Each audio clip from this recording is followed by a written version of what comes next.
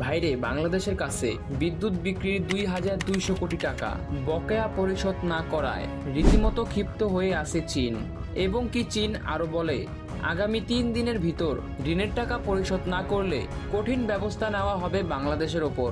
তাছাড়া গেল 25শে নভেম্বর বাংলাদেশের বিদ্যুৎ অফিসে চিঠি পাঠিয়ে এই কথা জানিয়েছে চীনের কাউন্সিলর সং ইয়ং। মূলত চট্টগ্রাম বাঁশখালীতে নির্মিত 1300 ওয়ার্ডের কয়লা বৃদ্ধি বিদ্যুৎ কেন্দ্র এসএস পাওয়ারের কাছে এই বকেয়া জমা হয়। চীন থেকে বিদ্যুৎ ক্রয় করায় বর্তমানে বাংলাদেশের মোট ঋণ হয়েছে 2068 কোটি 22 লাখ টাকা। চট্টগ্রাম বাঁশখালীতে আল্ট্রা সুপার ক্রিটিক্যাল প্রযুক্তি কয়লা বৃদ্ধি বিদ্যুৎ কেন্দ্র এসএস পাওয়ার নির্মাণ করেছে চট্টগ্রামের বৃহৎ শিল্পগোষ্ঠী এএস আলম গ্রুপ এবং চীনা কোম্পানি শ্রেক্ষো 3G HTG। এইখানে $1782 মিলিয়ন বিনিয়োগ করেছে। এছাড়া চীনের 6টি ব্যাংক এবং বাংলাদেশের রূপালী ব্যাংক পিএলসি বিনিয়োগ করেছে। বিদ্যুৎ কেন্দ্রটি নির্মাণে $1592 মিলিয়ন ছাড় করা হয়েছে। বাকি $189 মিলিয়ন ছাড়ের অপেক্ষায় রয়েছে। এবং কি ঋণের 2টি কিস্তি পরিশোধ করেছে এসএস পাওয়ার। তৃতীয় কিস্তিতে 1830 কোটি টাকা পরিশোধের কথা রয়েছে আগামী 19 ডিসেম্বর। বিদ্যুৎ কেন্দ্রের কর্মকর্তারা জানান, কেন্দ্রটি বাণিজ্যিকভাবে উৎপাদন হওয়ার পর থেকে বিল পরিশোধের সমস্যায় জটিলতা বাধে। আগামী 1.5 বছর ধরে বকেয়া পরিশোধ না হওয়ায় কেন্দ্রটির প্রয়োজনে জ্বালানি যোগান সংকটে পড়েছে। তাছাড়া কেন্দ্রটি পরিচালনা রক্ষণাবেক্ষণ ব্যয়বহুল কঠিন হয়ে দাঁড়িয়েছে।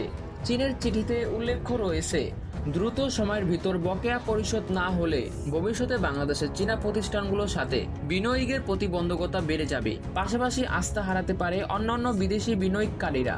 এসএস পাওয়ার গত 19 নভেম্বর 8000 কোটি 196 লাখ টাকা বিল পরিশোধের চিঠি দেয়। এর পরিপ্রেক্ষিতে বিদ্যুৎ উন্নয়ন বোর্ড বিডিটি 5511 কোটি 74 লাখ টাকা বিল পরিশোধ করেছে। বর্তমানে বকেয়া রয়েছে 2668 কোটি 22 লাখ টাকা। প্রতি মাসে কেন্দ্রটি চালাতে 360 থেকে 340 কোটি টাকার কয়লার প্রয়োজন হয়। পাওনা না পেলে বিল পরিশোধ করতে জটিলতা বাধে। এদিকে বিদ্যুৎ কেন্দ্রের এক উচ্চ কর্মকর্তা বলেছে, বিষয়টা নিয়ে এরই মধ্যে আলোচনা হয়েছে। আগামী 7 দিনের ভিতর বকেয়া পরিশোধ নিয়ে সিদ্ধান্ত হবে। যাই হোক ভাই, আমি আব্দুল্লাহ আপনাদের একটা কাজের কথা কই। ডক্টর ইউনূস বাংলাদেশের প্রধানমন্ত্রী হওয়ার পর বাংলাদেশের অর্থনৈতিক দোটানায় পড়ে গেছে।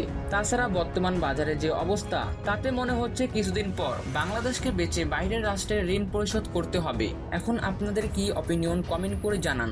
ভিডিওটা ভালো লাগলে একটি লাইক করে দিবেন। দেখা হচ্ছে পরবর্তী ভিডিওতে। আল্লাহ হাফেজ।